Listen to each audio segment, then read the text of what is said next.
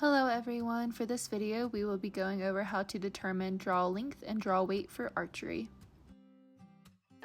When we want to check the draw length, there's several anchor points that we have to hit for a bow to be specific to the shooter. So for me, I like to get my index knuckle right behind my earlobe, and I like to get the tip of the string, or the string on the tip of my nose rather. So for mine, I think it's at 29 inches. So my draw, first thing is knuckle behind my ear, and then my nose to my string. And everything should match up just like that. Then I can look down my peep, I can see my sights, and when I match the sight to the distance, then we shoot. As far as draw weight is concerned, we want to match the weight of the draw with the shooter. So that's going to be, if they're a higher level, a heavy draw weight is probably not important at the beginning, especially when they're just getting started in archery. So you also want to come out and be able to shoot, as many arrows as you can whenever you have range time. So if you have heavy poundage, you're just going to gas yourself out early. So low poundage, we got to match the arrow spine with the poundage, also with the draw length. So that is very important. And there's a spine chart out there that you can check out to make sure the arrow matches the bow and the shooter.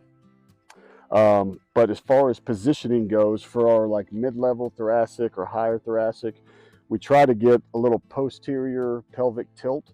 So we'll scoot our rear end forward in the cushion.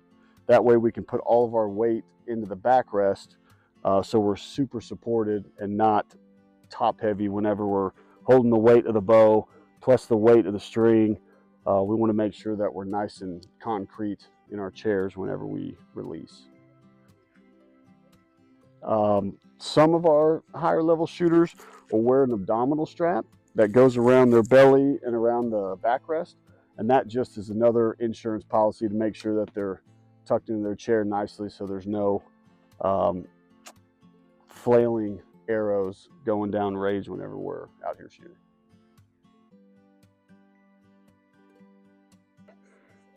All right, so we've got it at 28 right now, which should be pretty close, but let's go ahead. That one you can't release, so that way it's not as intimidating. Yeah, we're just gonna practice the draw and see if we're at the right length.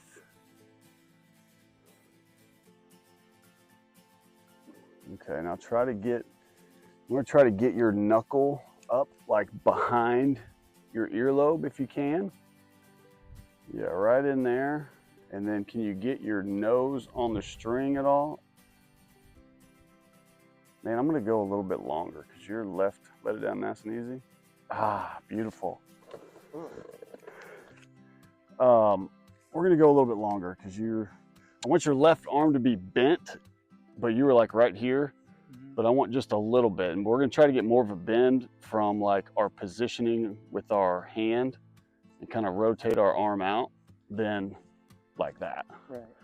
So let me make it another inch, and that should make a difference for us.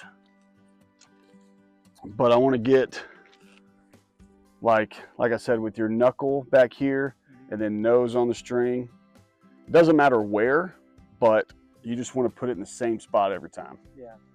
And then you want to get your sight picture through your peep. And these knuckles, right? Not the forward Yeah, knuckles. I try to put like my index knuckle right there. Right. Because I know that's just my first step. All right, let's try again. Push and pull. There you go.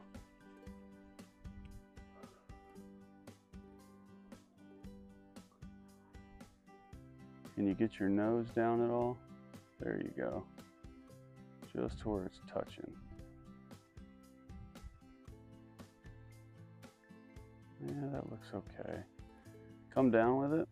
Why don't we try one or two like that?